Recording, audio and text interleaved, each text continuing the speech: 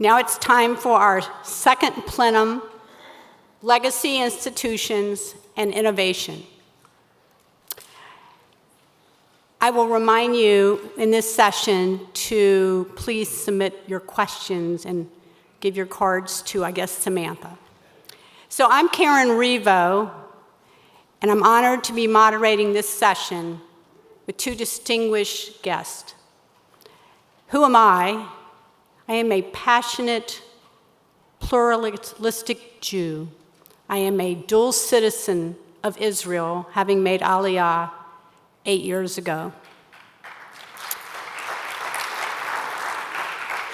To tell you something very personal, my husband and I have purchased our burial plots overlooking Mount Meron in Tzfat. We love Israel, and it's personal. I'm also a past president of Temple Beth Shalom in Miami Beach. Shout out to Rabbi Glickstein. And I have just completed an 8-year term on the URJ board, many of those years serving as the Israel engagement lay leader, along with my wonderful colleague, Rabbi Josh Weinberg, who's somewhere here. And finally, I am the incoming board chair of the Pardes Institute of Jewish Studies North American Board, based in Jerusalem, where I get to work with the wonderful Reform Rabbi, Rabbi Leon Morris. So why do I feel so strongly about the topic of innovation? I have a front row seat as a Safta. My younger daughter and her husband and their 3 little babies, 6 months, 2 years old, and 4 years old, live with us. We are a multi-generational family. It's hard work. The decisions that I took for granted, they do not. Julie and her spouse deliberate on where they will pray, what congregation they will attend, what kind of religious education they want for their children, what Jewish activities they participate in. In addition to Temple Beth Shalom, they love Chabad events, and their daughters attend an Orthodox Montessori. The second reason is that our older daughter, Jessica, a graduate of the Educators Program at Pardes, who teaches Jewish studies, is always sharing innovative approaches to engage her students. Most of us here are members of legacy institutions. Our congregations, our federations, APAC, AJC, JDC, JNF, the list is long. Our institutions are, for the most part, well-funded, structurally massive, possess immense real estate, historic endowments, and deep political access. But we are facing a classic legacy dilemma. How will we respond to a younger population that prefers decentralized or niche engagement over centralized top-down affiliations? How will we navigate these generational shifts? The tension in the Jewish space right now is not a lack of Jewish interest. It's the challenge that our institutions are actively being forced to reinvent themselves. And we do not have the luxury of time with our rapidly changing landscape. So the question before us is not whether Reform Judaism can meet this moment. We can. The question as posed in our resolution on innovation is whether we will choose the more challenging, holier work to cultivate daring creativity, to build communities of depth and joy, and to raise a generation that can shape a flourishing Reform and liberal Jewish future in North America, inseparable from the destiny of Israel and its people. To talk about these challenges and to hear their innovative stories, I am pleased to introduce 2 legacy leaders who have risen above to meet this moment. Our first speaker will be Rabbi Yoshi Zweiback. And in the interest of time, I'm shortening their bios. Yoshi is currently the senior rabbi at Stephen Weiss Temple in Los Angeles. He has been the senior rabbi since 2015. And prior to this, he served as the head of the school at Weiss Temple. And finally, he was the director of HUC's Year in Israel program for 3 years. Yoshi is a real Renaissance person. He's an author, a composer, a musician, and most proudly, he is spouse to Jacqueline and is the father of 3 daughters, one who I understand, where's Yoshi, graduated from Barnard.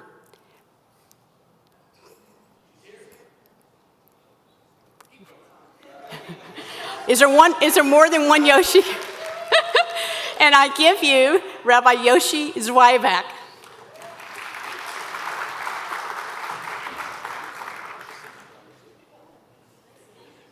I was just pointing out that my daughter's with me. That was that was a requirement of the whole graduation thing. Thank you so much. I want to begin with 4 questions. Who in this room has sat with someone, a congregant, a family friend, struggling to find meaning? Not just purpose in some abstract sense, but the most basic existential questions that they're asking. What am I doing with my time? Why am I even here? And does any of this matter? I know some of us are thinking about that at this very moment. Another question, who has watched someone disappear into their phone, swiping, scrolling, consuming, and sensed that something essential is being lost? Maybe it's happening right now. There's that moment with your spouse where you're talking to them for a long time about something very important, and you realize that they're shopping. Hypothetically, this isn't something I've experienced in my relationship, but I've heard about it. Another question for you. Who has sat with someone who told you that they feel profoundly alone? Not temporarily lonely, structurally, existentially alone, even when they're surrounded by others. And final question, who has watched their community fracture or just crack a little bit, not just politically, but relationally?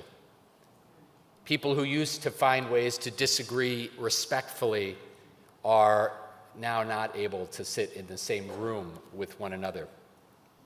Recently, I had a really painful experience with a college classmate who messaged me on Instagram, and I missed the message. She didn't like something that I had posted post-October 7th, and so a time had sort of passed when I hadn't reached out to her, and finally we connected. She was really upset because I had posted so much about Israel, and she felt like I didn't care at all about the suffering of the Palestinian people. And I said, can we just get together and have coffee? And she said, no. Didn't want to even sit down and talk. I don't have to tell you about these challenges. This is a group that lives these challenges every single day. They are the defining crises, I think, of our moment. A crisis of meaning, a crisis of connection, a crisis of loneliness that the Surgeon General has called a public health emergency, and a crisis of division that has turned disagreement into warfare. And on top of all of this, and related to some of this, anti-Semitism is surging, and Israel is being delegitimized as never before in our lifetimes. And what institution is uniquely suited to address exactly these crises? The synagogue. And I think this is why legacy institutions matter. Because when the world gets harder, what people need is exactly what a synagogue at its best has always offered: meaning, belonging, purpose, and a story larger than ourselves. The institution that I'm privileged to lead, Stephen Weiss Temple, this is the West Coast branch of Stephen Weiss Temple, is a large legacy Reform synagogue that, like yours, I'm sure, is trying to address the crises and needs of this moment. And I want to emphasize that this is uniquely Reform. Our movement has always been defined not by fixed answers, but by the courage to ask the right questions for the right moment. The early Reformers were responding to the needs of their day, responding to the challenges of the Enlightenment, threats to Jewish life that they understood in their moment as existential. And they asked, what does authentic Jewish life require of us now? Stephen White's temple looks very different from the community we were when we were founded in 1964. It has to. The world has changed profoundly, and our community has changed.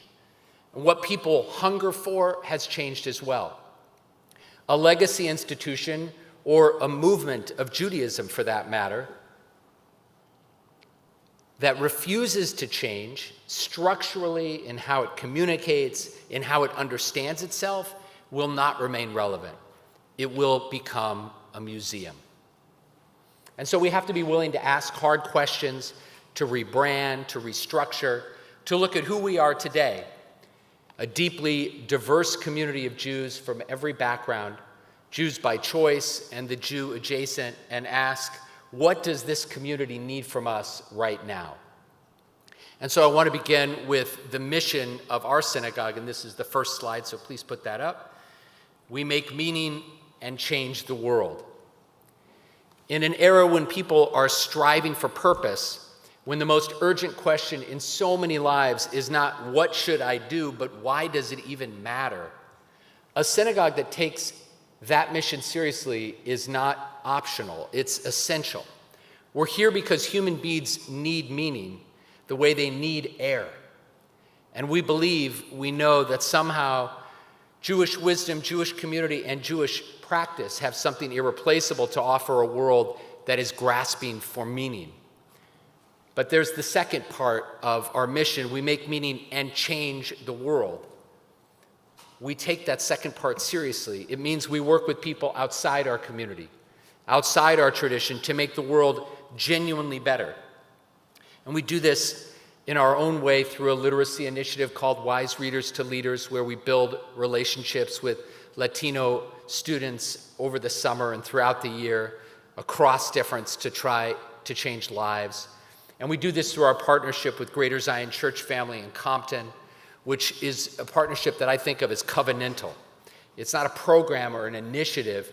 It's really a commitment between two communities of faith who have decided to walk together, to stand together, and to work together.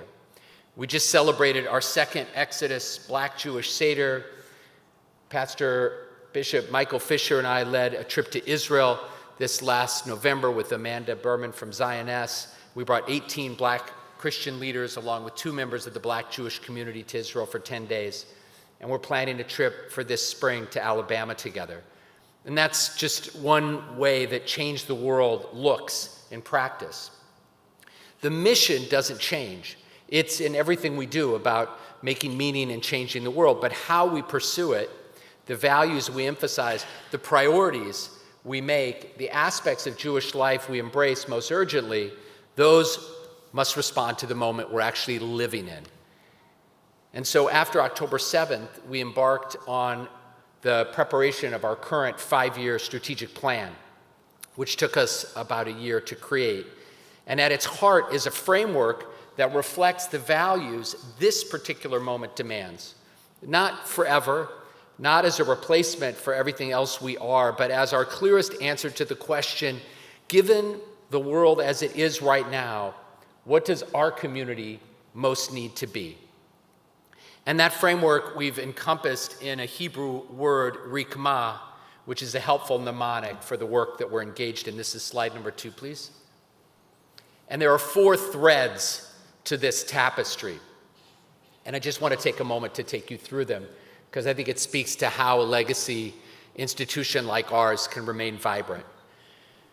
Ruchaniut, spirituality, and Angela spoke so beautifully about this earlier. In a time when technology is reshaping the very texture of human experience, In some ways, the most countercultural thing a synagogue can offer is genuine spiritual depth. Depth, not death, depth.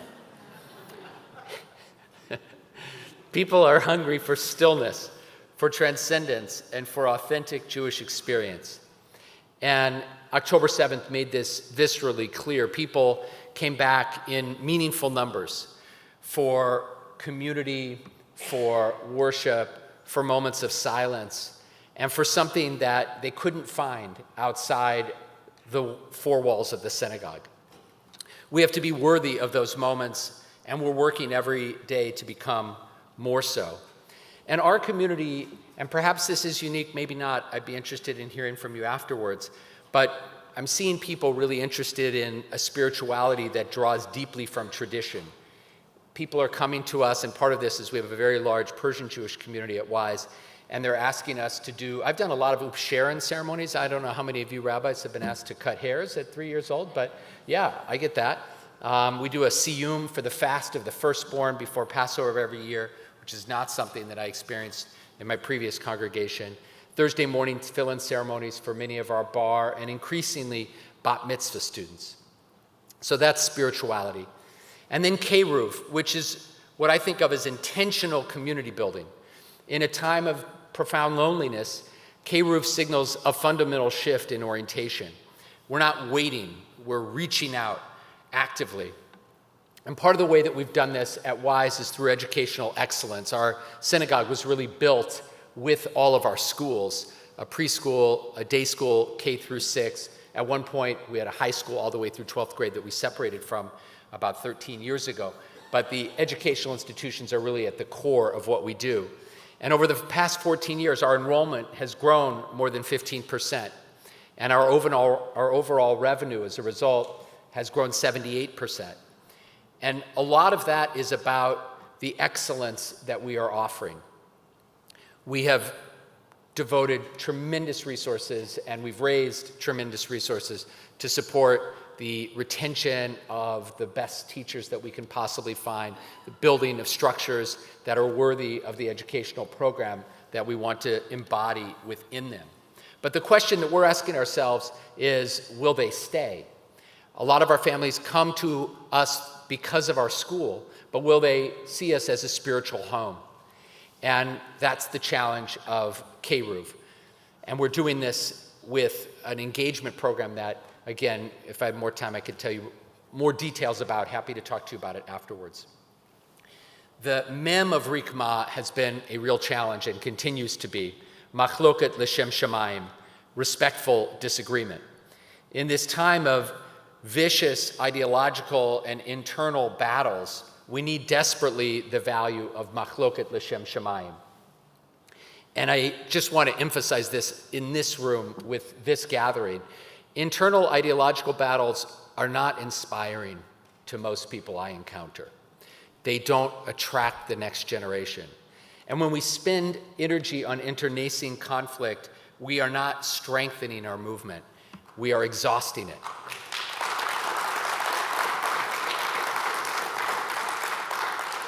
I don't think that there's a prize at the end of that road. I think it's just pain and destruction. And we've made a deliberate choice at Wise to privilege unity above all else. And that speaks directly to who our community is. Diverse Jews from every background, Jews by choice, the Jew adjacent, a community where unity is not just a nice idea, it is a central value. And that changes the way we speak from the Bima. That changes the programming that we offer because we want to privilege unity. And that's sometimes a real struggle. We do have red lines, not very many of them, but they are clear. We are a proudly Zionist congregation. We are egalitarian. Those are non-negotiables. But within those commitments, we want to be a genuinely big tent. And the challenge is, how big a tent can we hold? The hay, we had to use hay because it had to spell Rikma, so we did something kind of clever. Ha-chiba letzion.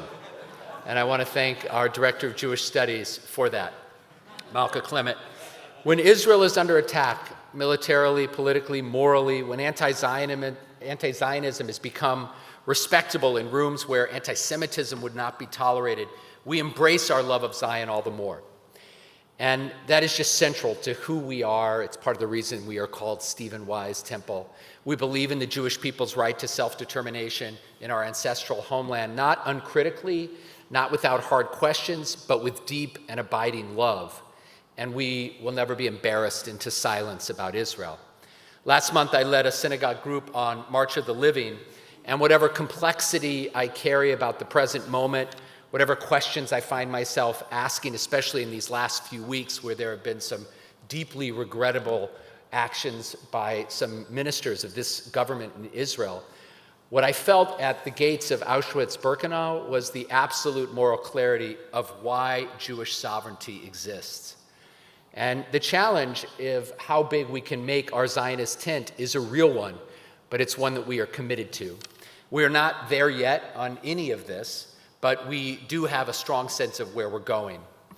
4 threads, 1 tapestry, and we are in the early rows of weaving it. I'm just going to keep playing this metaphor out as long as I possibly can. There will be disruptions we cannot anticipate, and when they come, we will adjust and pivot and change, because that willingness to change while holding fast to what is essential is not a compromise of our identity.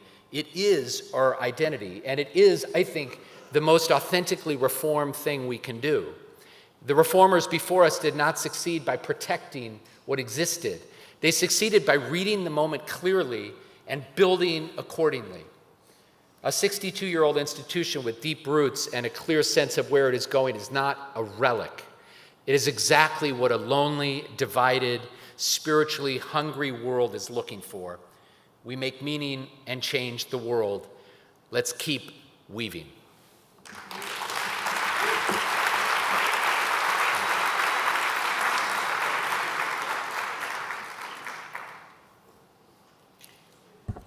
So in the interest of time, Russell has asked me to shorten his bio to 1 sentence. I give you Russell Robinson, the CEO of the Jewish National Fund, USA.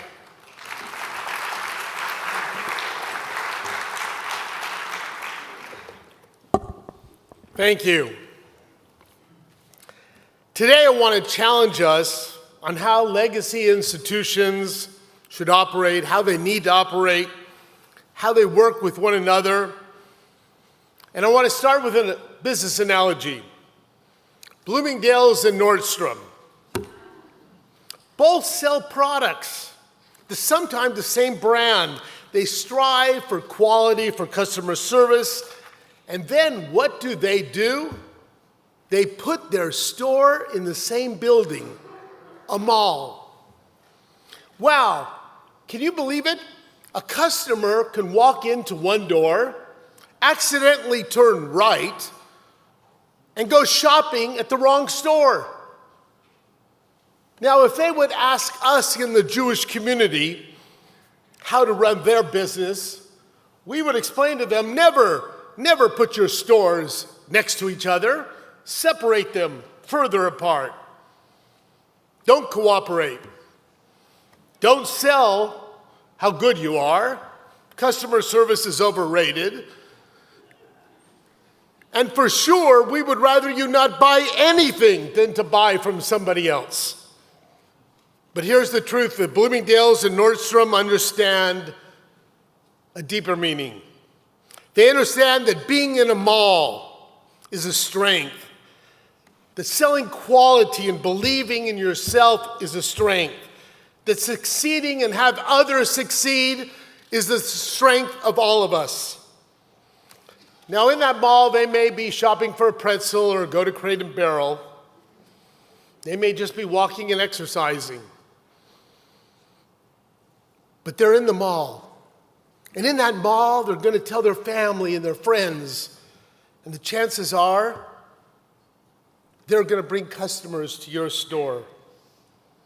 So do we have a Jewish mall? Or do we just build walls between ourselves, between our congregations, between our organizations? Do we present to the world that we are one?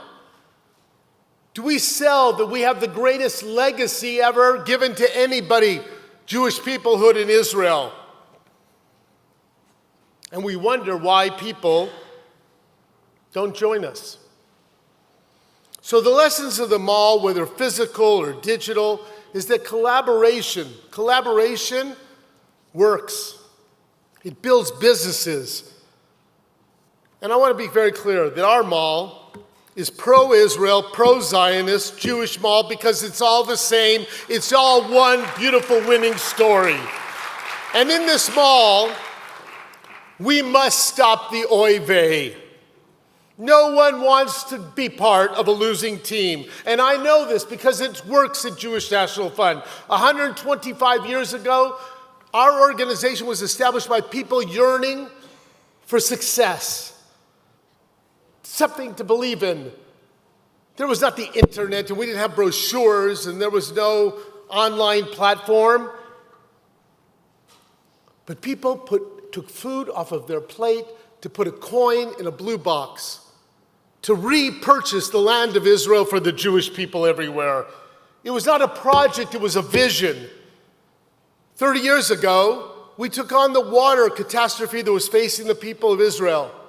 We decided that we were not going to sell Israel as in the brink of elimination. We were not going to sell poor Israel. We were not going to sell big brother donor from America. At that time, they were predicting that the great wars were going to be over water, not land. Now, fundraising for sewage was not necessarily inspiring. But our donors trusted us. And $350 million later, 250 reservoirs and recycle plants, Israel reuses 90% of its water, the highest rate in all of the world. That is what a legacy organization could do, and that is what Jewish National Fund did. On October 7th, we were within minutes helping the people in the South and the North because we were there for all those years. 18 years ago, we set a plan to bring 500,000 people to the South and 300,000 people to the North.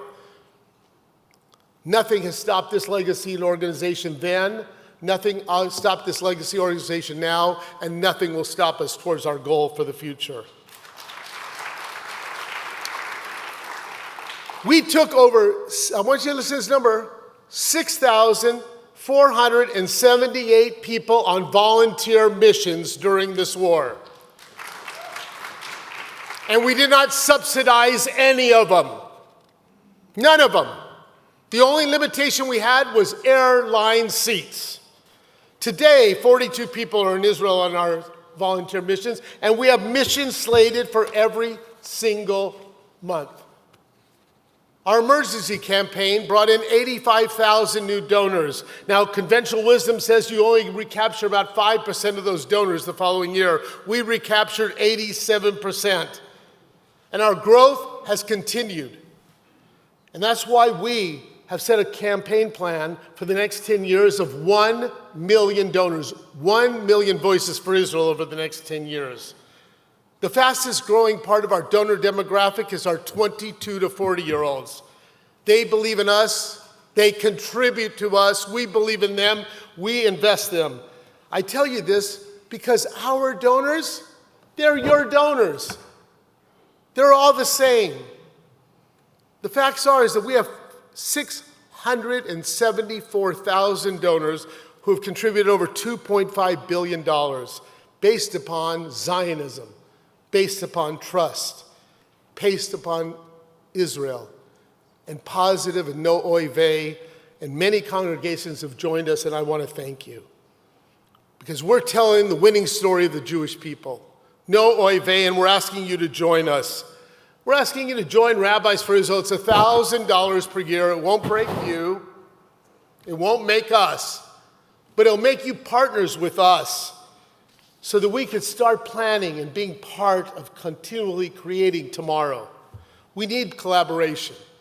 And collaboration is what we're about. We set a $100 million fund out of our endowment fund. We have given over $50 million of grants away to organizations that are all about Zionism from kindergarten to college age. Orthodox, conservative, Reform, Starbucks, many are in this room. Why would we use our funds to help others? Because we believe in the bigger Jewish community world and its success.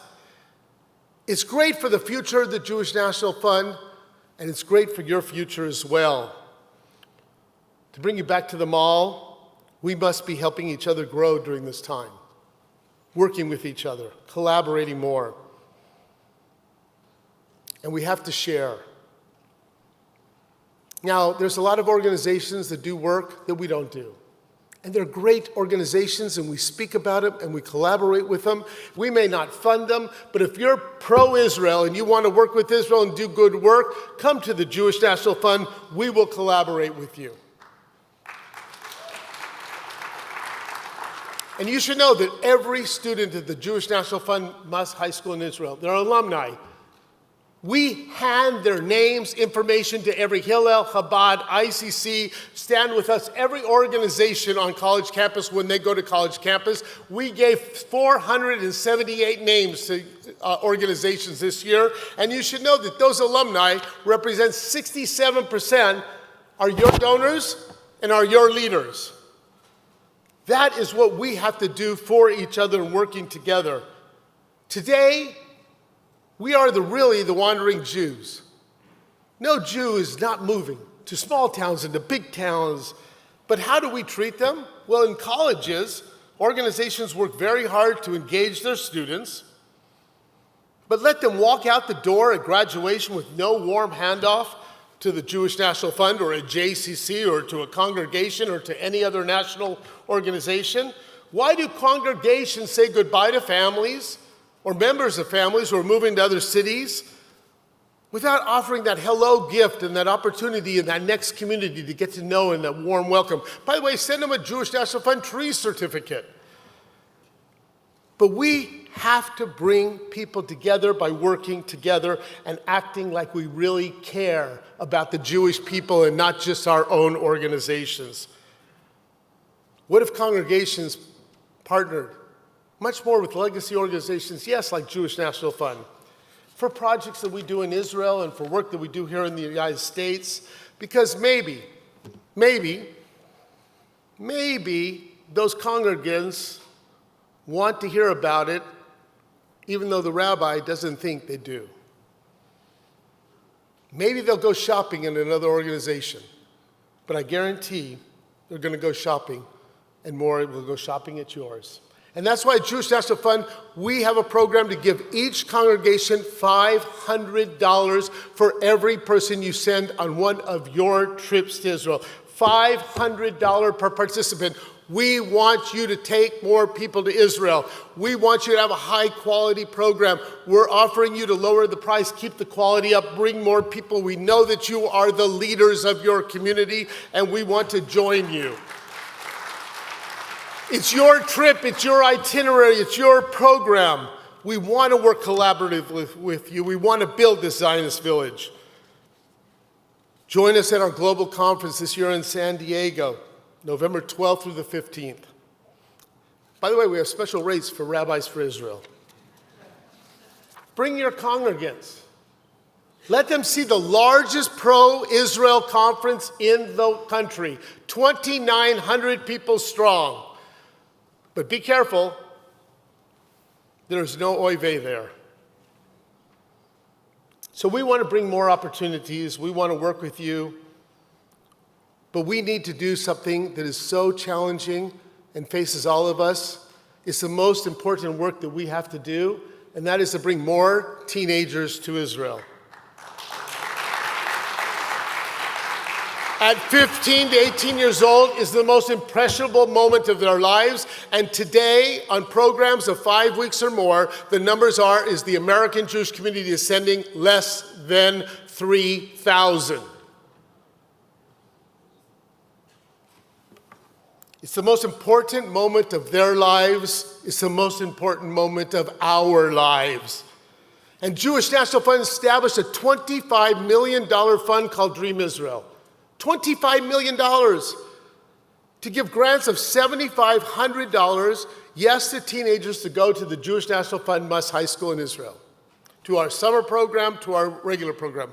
But by the way, $7,500 grants to Heller High, your students, to go to Israel. as well as the Try Israel from the conservative movement. We have also scholarships and grants, so price should never, ever be the issue.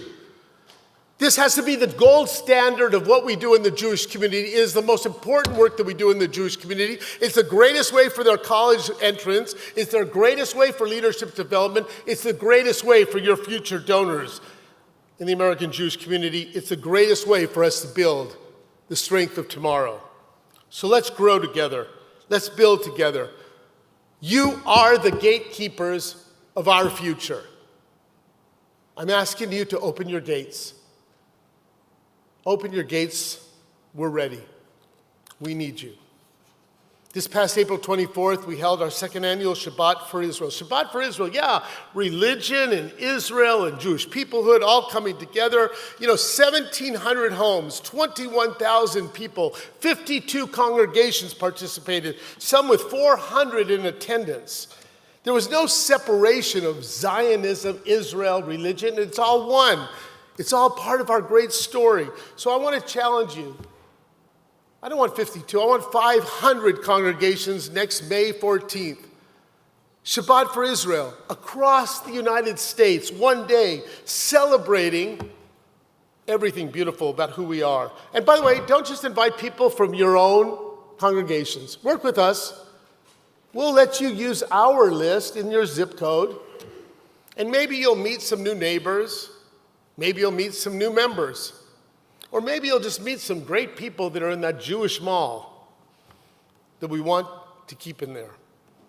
And I close with the largest project that we're working in the Jewish world is our World Zionist Village.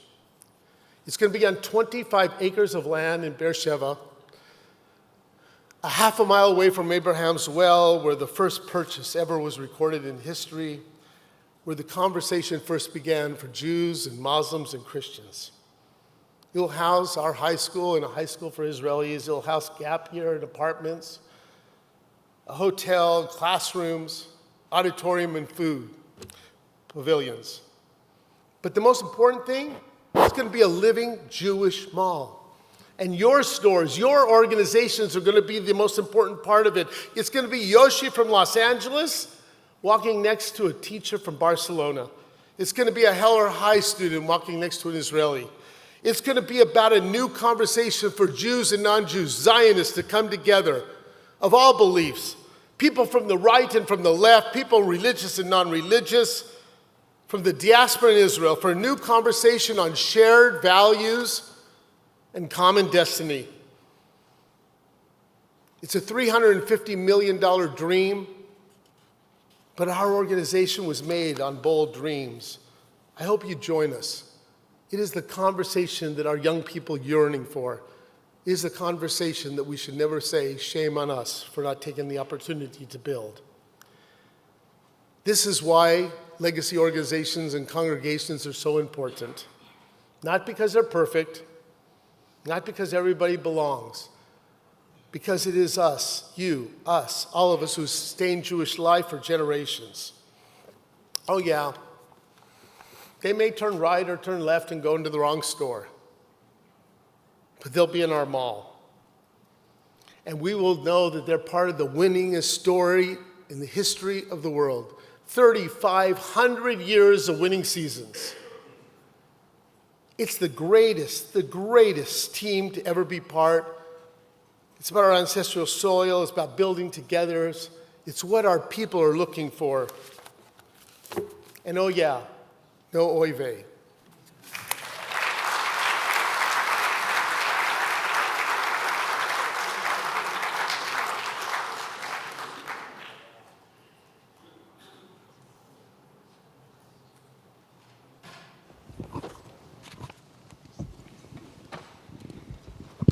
Is it on? Just got to make sure I don't fall off the stage. So, many questions, little time. So I'm going to go to Russell. Russell, you are reaching your 30th year as the head of JNF USA. If you could talk to your younger self at year 10, what would you have done differently?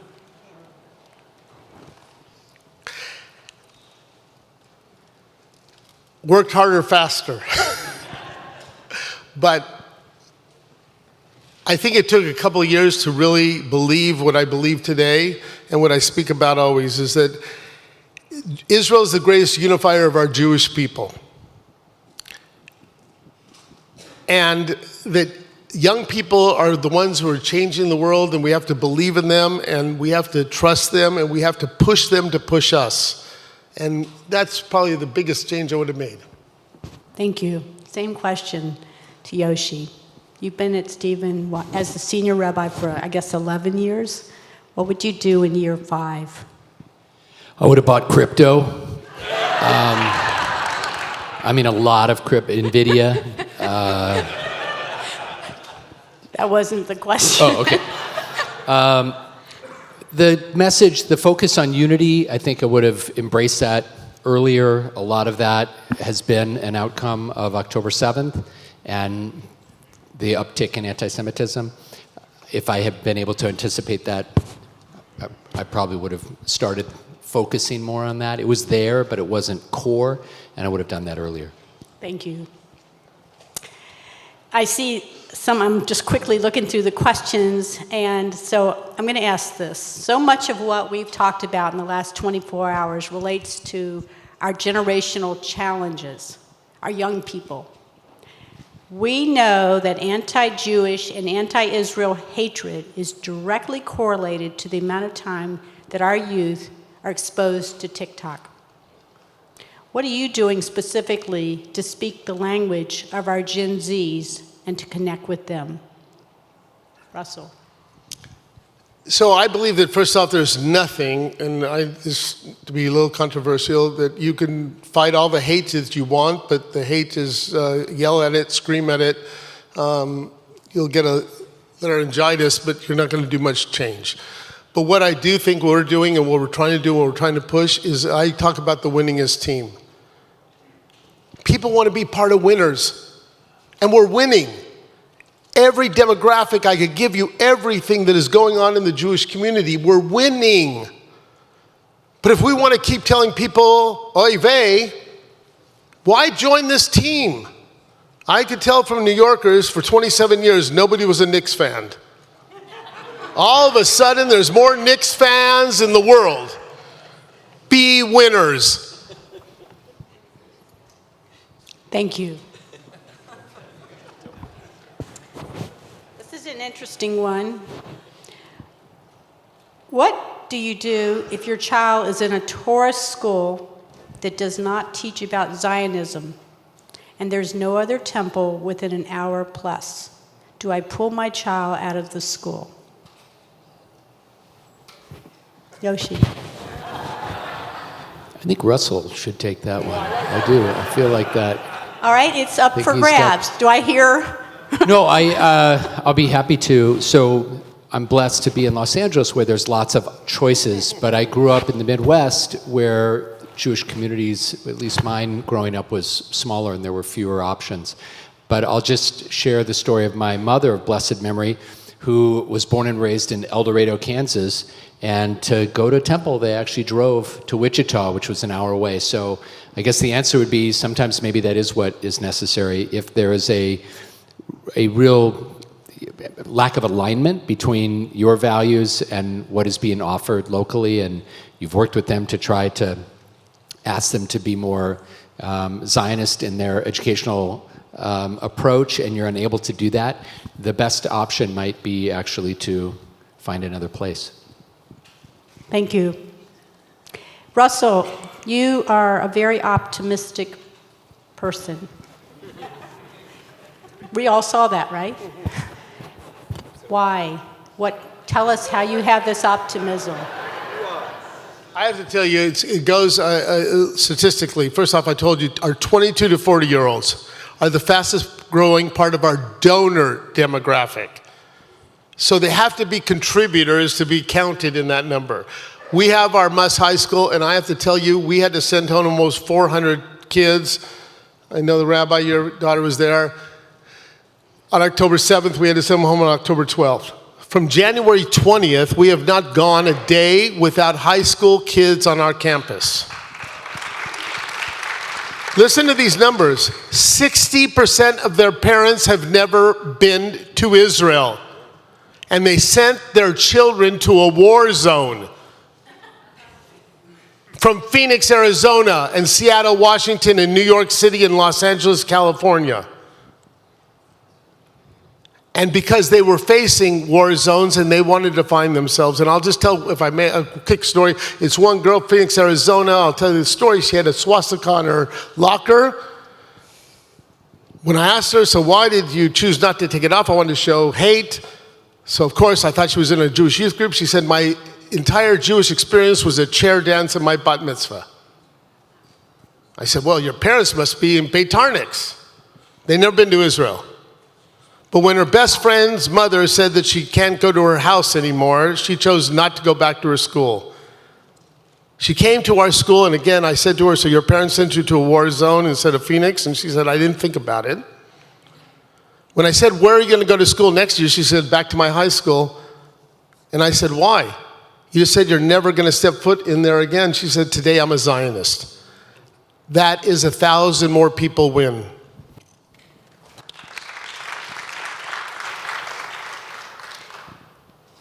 Yoshi, you laid out that beautiful presentation on Rikma. And you said it's a vision, and you were honest that you're not there yet. What's the hardest part of actually becoming the institution that you're describing? I think the machloket l'shem shamayim has been the most challenging part, and I'm sure it will continue to be so. I think the work of building those muscles, of being able to disagree with one another respectfully and sit and listen and be open to maybe being convinced that you're wrong, or at least acknowledging that this other person with whom you're in a disagreement has basic human kavod that needs to be honored. I think that's a challenge for so many reasons that we all know. The way the algorithm works, that it privileges discord and divisiveness. There's political leadership who has made that their signature move, and that makes it harder for all of us. So it's just a challenge, and we know it has been long before there was an internet and long before we were in this political moment. It was still a challenge. Thank you. How much time do we have? 8 minutes. Oh, okay. Good. I know. Take 5, that would be fine. Oh, okay. I got it. I understand. All right. I love the Jewish mall. How many of you love the Jewish mall metaphor? That was really just pretty cool. Speak a little more about what the most beautiful mall looks like for you. And do not mention Nordstrom's. So I'll tell you what the beautiful mall has to have. And again, it's a story about our high school. We had a group, and there was a young girl from Atlanta, Georgia, a Reformed Jew. And we had a group of Orthodox kids from Florida. And they're sitting in our quad. And I'm there every month. And she says to me, Russell, we have to do this more often. I said, do what? She said, meet. I said, you've met an Orthodox Jew before. She says, I've never really known an Orthodox Jew. And the Orthodox young kid from Miami, Florida, said, I didn't know there was Jews like this that were not Orthodox. Our mall has it all. That's a good line. That's a good one. Write that down. Any comments or counter proposals? No? No, it sounds like a great mall. Yeah. Is there an Orange Julius there? Because I loved that when I was growing up. All right, I'm going to ask one final question that I know. And either one of you can take it or both. You receive a call from a youngish nonprofit organization head who is struggling to make an impact, to distinguish themselves from so many other groups in the Jewish world. What would you say to them? What tools do they need to be fearless?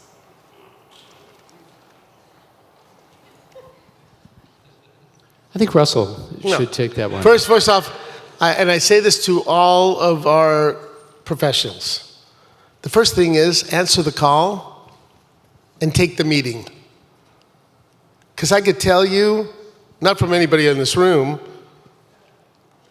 but in my office, if you call and you're young and you have a question, you're in my office. So take the call. The second,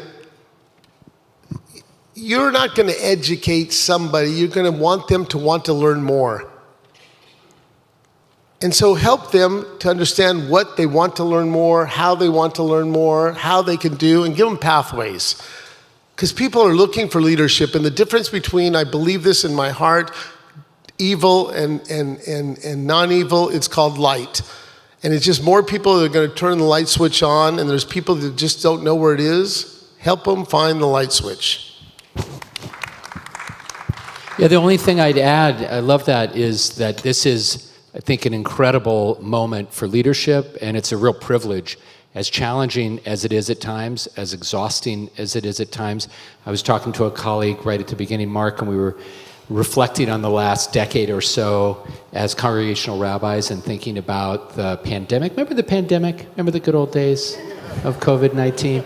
And then October 7th and its aftermath, the rise of anti-Semitism, the things we're facing, so difficult, but if we embrace it as a privilege and a challenge that we feel like, to echo Mordechai to Esther, 8 kazot, this is the moment when we get to be leaders. This is a moment when we get to try to make a difference. As challenging as it is, what an incredible privilege. Thank you.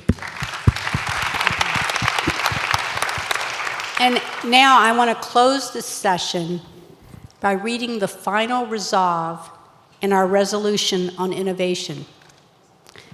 Be it finally resolved that we call upon leaders, congregations, and communities to answer this moment with vision, courage, and faith, choosing the ambitious path of creation over comfort, so that Reformed Judaism and the Jewish community in North America will build a Jewish future of depth, not death, depth, joy, and purpose, bound to Israel and to the flourishing of the Jewish people everywhere.